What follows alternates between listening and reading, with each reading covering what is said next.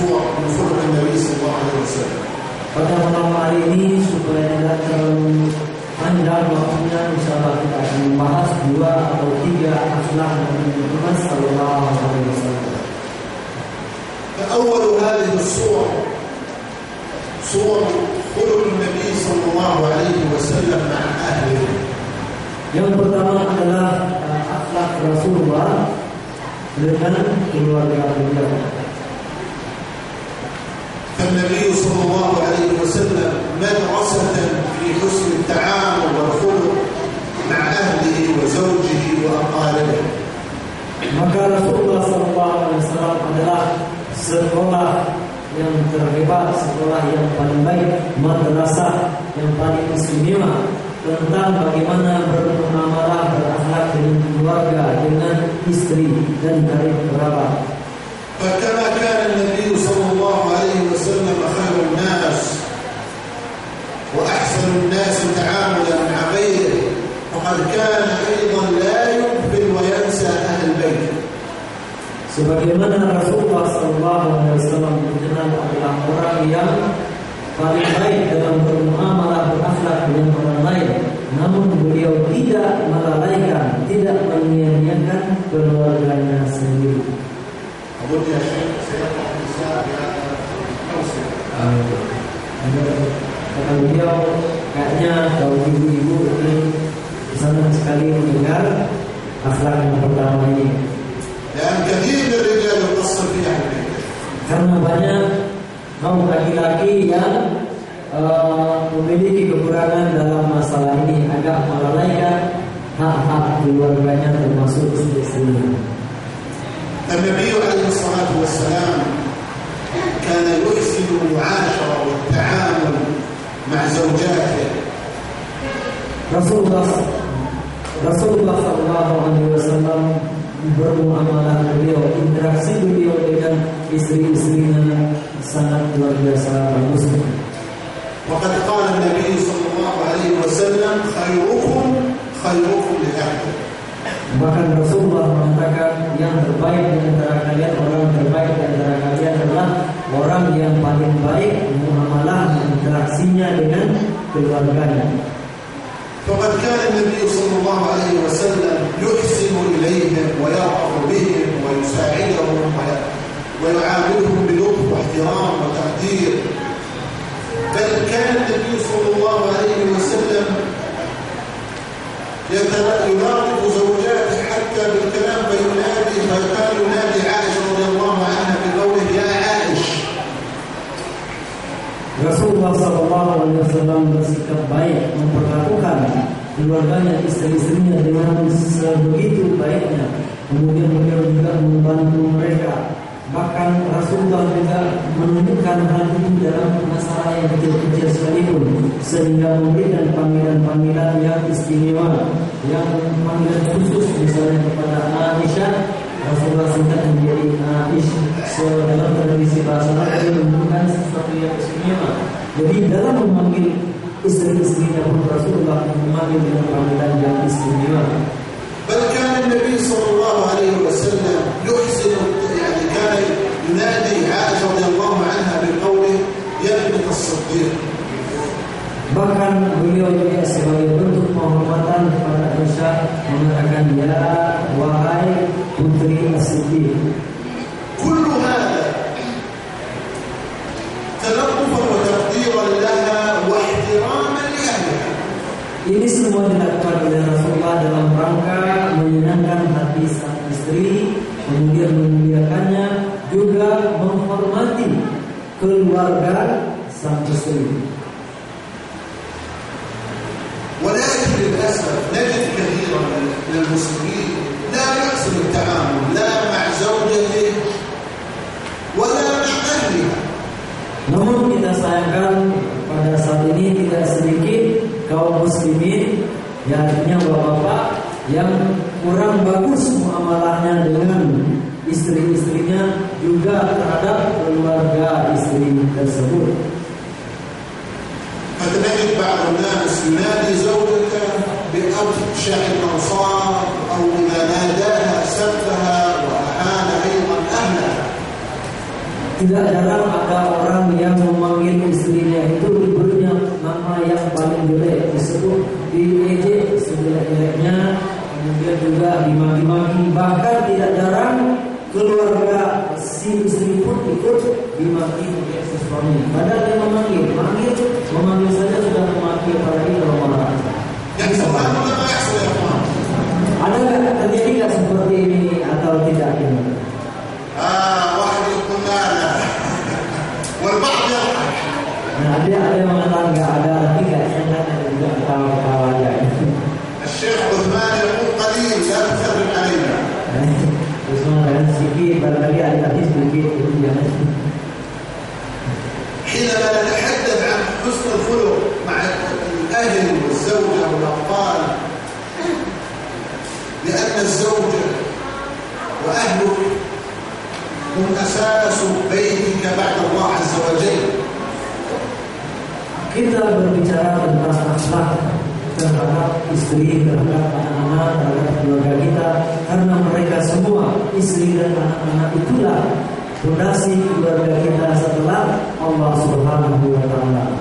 فإذا استقرت حياتك الزوجية واستقرت أمورك مع زوجتك فإن نفسك ترتاح وتستقر في مجال عملك وفي حياتك الأخرى.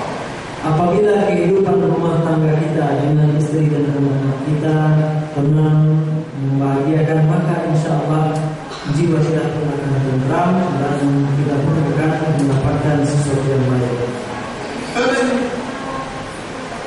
يخرج الصباح للعمل وقد تشاجر مع زوجته وتخاصم، فكيف سيقابل الآخرين؟ هل سيقابلهم بابتسامة أم ماذا؟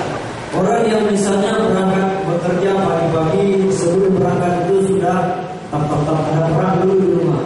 Nanti kira-kira di tempat bekerja atau di mana saja ketika berjumpa dengan orang lain, gimana kira-kira perawakannya? Bisa senyum atau gimana? بل بعضهم إذا كان خائفا لا يستطيع مواجهة زوجته يجعل غضبه على الآخرين. Bahkan tidak jarang ketika orang tak bisa memilah-milahkan persoalan, marahnya sama istrinya juga dilampiaskannya kepada orang lain. وما ذنب الآخرين؟ Dan apa salahnya kawan-kawan kita yang lain itu?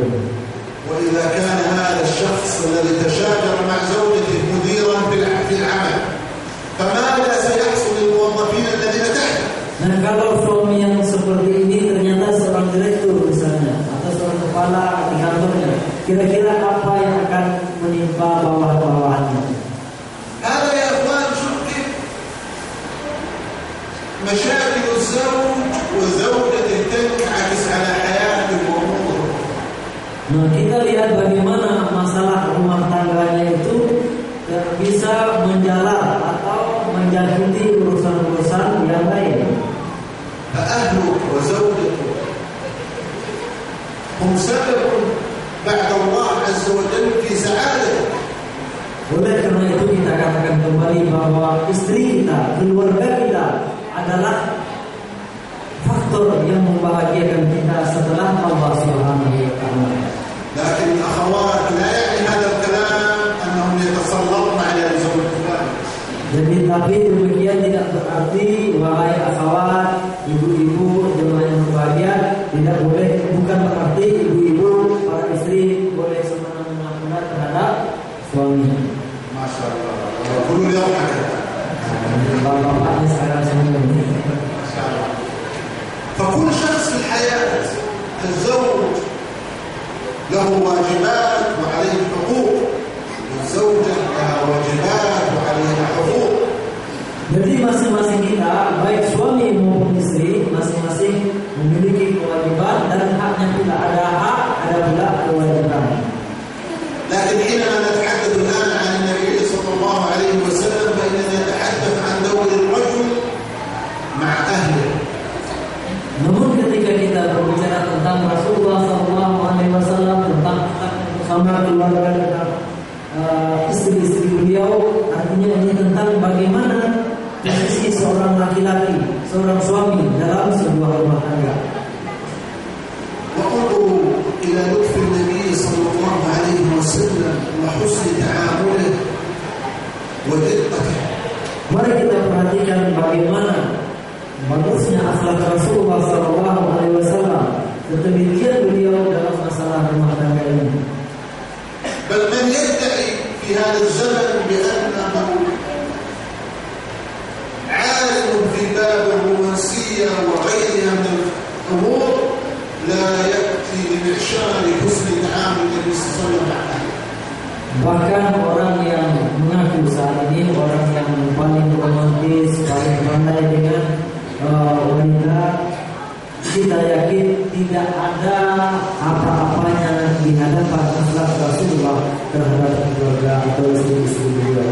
لكن المسلمين غفلوا عن سنته وأخذوا ينظرون إلى مشاهير في هذا العالم صنعهم الإعلام.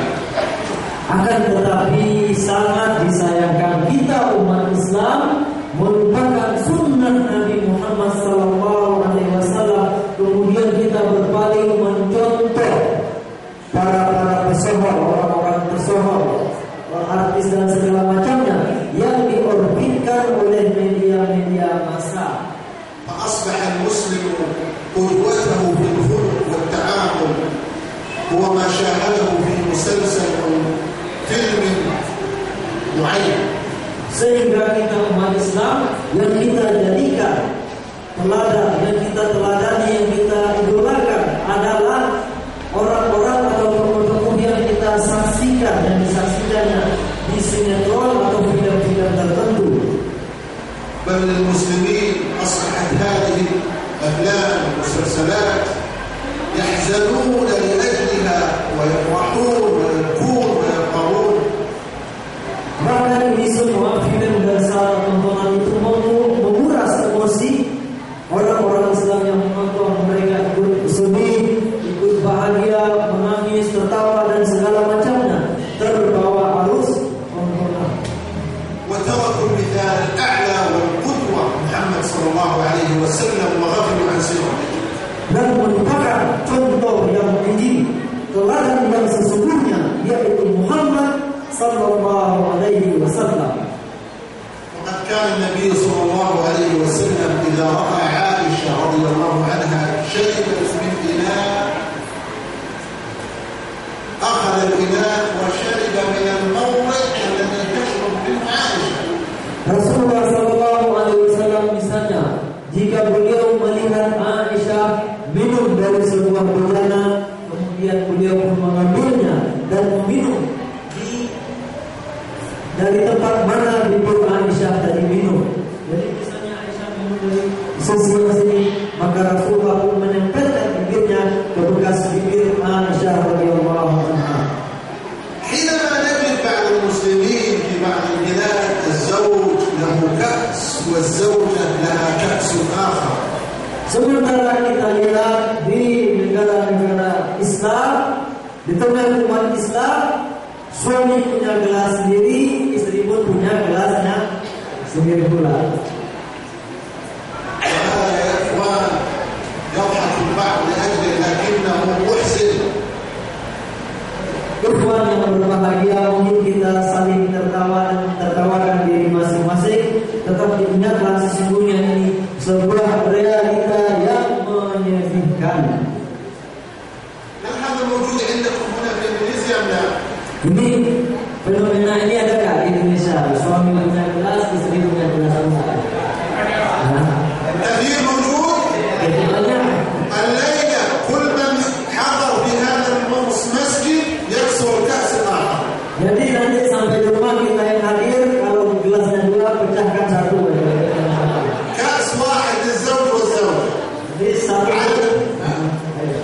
satu gelas untuk suami dan istri. على الأخوات أن يخفين الكؤوس الأخرى عن أزواجها. Atau ibu nanti sembunyikan satu lagi gelas yang mulia.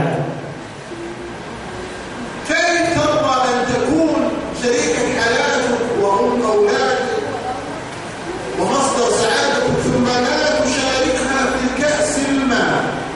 Dan bagaimana kita bisa membiarkan orang yang menjadi belahan jiwa kita ingin berbahagia bersama, kemudian kita berbagi, tetapi dalam masalah minum kita masing-masing. Gimana kita tidak? Mengapa kita tidak mau berbagi dalam masalah minum dengan beliau?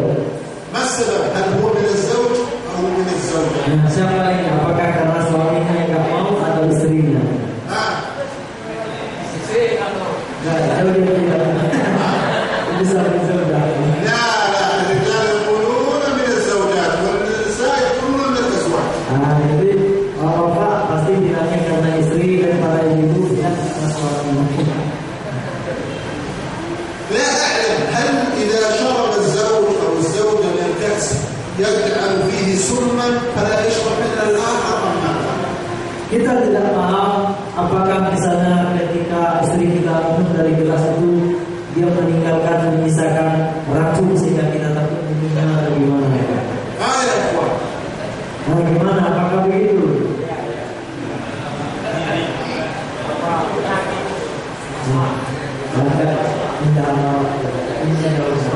لا الذي فيه مرض هذا عذر شرعي يعني هذا الله عز وجل ربما يرفع عنه بعض التكاليف لكن ما في من العالم كثير طيبين ما شاء الله. Kalau yang sakit, bisa sakit berat itu kan lain persoalan. Allah berikan keringanan. Tapi kita berbicara secara umum tentang kita semua yang berada dalam kondisi sehat walafiat. نريد نسأل الشيخ عثمان هل عنده كأس أم كأسان؟ Kita bertanya sama. Jelasnya satu berdua. أستغفر الله. أستغفر الله. الشيخ عثمان يا شيخ. ولا يصرف مثل الأندلسيين. Asyik Usman sudah jadi orang Indonesia sekarang. لا يا شيخ عثمان ما يصير هكذا. لابد الدرس القادم الشيخ عثمان يحضر الكأس الآخر ويضع وقف للمسجد. Jadi pada muhadharah berikutnya Syekh Usman harus bawa gelasnya satu ke sini diwakafkan ke masjid. وننظر إلى خلق النبي صلى الله عليه وسلم. إذا كان الشخص الآن منا لا يشرب من الكأس وليس الموضع الذي تشرب منه زوجته فكيف يفعل مثل ما فعل النبي عليه الصلاة والسلام؟ فقد كان إذا أكلت عائشة من لحمة فيأكل من الموضع الذي أكل فيه. Jadi Rasulullah tidak hanya sekedar minum dari bejana atau gelas yang sama, akan tetapi persis di mana bibir Aisyah meminum air itu, di situ pula Rasulullah menaruhkan bibirnya. Demikian juga ketika Rasulullah melihat Aisyah makan daging, sepotong daging, maka sisanya yang ada di mana Aisyah menggigit, di situ pula Rasulullah menggigitnya. عليه الصلاة والسلام. ولما سئلت عائشة رضي الله عنها عن ماذا كان يعمل النبي صلى الله عليه وسلم في بيته. Ketika Aisyah radhiyallahu anha ditanya apa saja yang dilakukan oleh Rasulullah di rumah, قالت كان يكون في مهنة أهله أي في الشغل مع أهله يشتغل مع أهله. kata Aisyah, dia ikut melakukan apa yang dilakukan oleh istri-istrinya. فإذا حضرت الصلاة توضأ وتخرج إلى المسجد. Apabila datang waktu sholat, beliau pun berwudu dan pergi menunaikan sholat. ولو سألنا كثير من زوجات البعض أو زوجات الموجودين وغيرهم عن ماذا يصنع أزواجكم في البيت فماذا سيجيبون؟ Apabila ibu-ibu yang hadir dalam majelis ini atau ibu-ibu yang lain, para istri, ditanyakan apa yang dilakukan oleh suami-suami kita di rumah, kira-kira apa jawabannya? هل سيتقول الزوجة إنه يعمل معي في البيت؟ Apakah ibu-ibu itu kira-kira akan menjawab suami-suami kami bekerja bersama kami di rumah? أم يكون عند التلفاز يعني مع أصحابه ويلعب ولا في القهوة كل يوم يخرج؟ Atau sibuk nonton televisi, atau sibuk berkawan-kawan, atau di warung-warung kopi? الشيخ عثمان يقول لا أهل إندونيسيا يعملون مع أهله إلا هو لأنه ليس إندونيسي. Kata Sesman, orang Indonesia biasanya suami itu ikut bantu istri, kecuali saya, karena saya bukan orang Indonesia. فيا أيها الكرام نجد أن النبي صلى الله عليه وسلم كما كانت تقول عائشة رضي الله عنها أنه كان يغسل ثوبه ويغسل Bahkan kata Aisyah, Rasulullah juga ikut menjalin kawannya sendiri, kawannya sendiri, juga mengambil sepatu atau sendalnya sendiri. وكان النبي صلى الله عليه وسلم حينما يكون في بيته يكون أحسن الناس، لا يحضر مشاكل في العمل ومشاكل مع الآخرين ويجعلها على زوجته المسكينة. Bahkan Rasulullah di rumah tangganya juga menjadi sosok terbaik. Beliau tidak membawa persoalan-persoalan di luar, persoalan-persoalan dengan orang lain ke rumahnya. Jadi istrinya itu tidak dibebankan dengan persoalan-persoalan dia di tempat kerja dan dengan orang lain di luar. Karena memang istrinya tidak tahu tentang masalah itu sedikit pun. وقد كان النبي صلى الله عليه وسلم يضع رأسه على حجر عائشة رضي الله عنها. Rasulullah juga suka menaruh kepala beliau di paha Aisyah radhiyallahu anha. وكان يسابق زوجه. Beliau juga suka pacundari sama istri-istri beliau, teman Aisyah. وكان النبي صلى الله عليه وسلم يقول إن من أعظم الأمور أجرا النفقة على الأهل.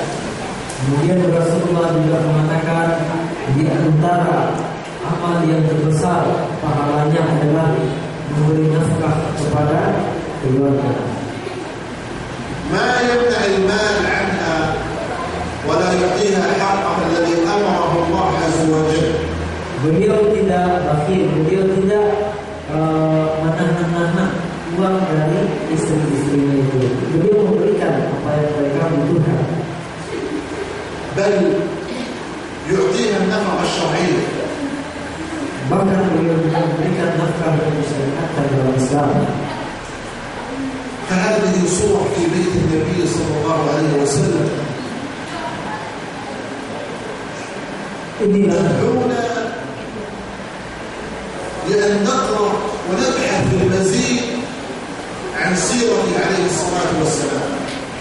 Keteladanan Rasulullah SAW dalam rumah tangganya ini memotivasi kita sesungguhnya untuk lebih banyak membaca, lebih banyak mengenal tentang akhlak-akhlak Rasulullah SAW tersebut. ومن خلق النبي صلى الله عليه وسلم أيضا من صور هذا الخلق كان النبي صلى الله عليه وسلم عدلا في كل شيء. Akhlak beliau adalah beliau adil dalam segala aspek, dalam semua persoalan beliau berlaku adil. الله عز وجل يقول في كتابه يا أيها الذين آمنوا كونوا قوامين بالقسط شهداء لله ولو على أنفسكم أو الوالدين والأقربين. Dalam ayat yang dibacakan tadi, Allah memerintahkan kita umat Islam supaya kita berlaku adil dalam semua persoalan, juga dalam memberikan kesaksian meskipun terhadap keluarga kita ataupun orang-orang yang terdekat kita. فالنبي صلى الله عليه وسلم كان أيضا يعدل في بيته وبين زوجاته.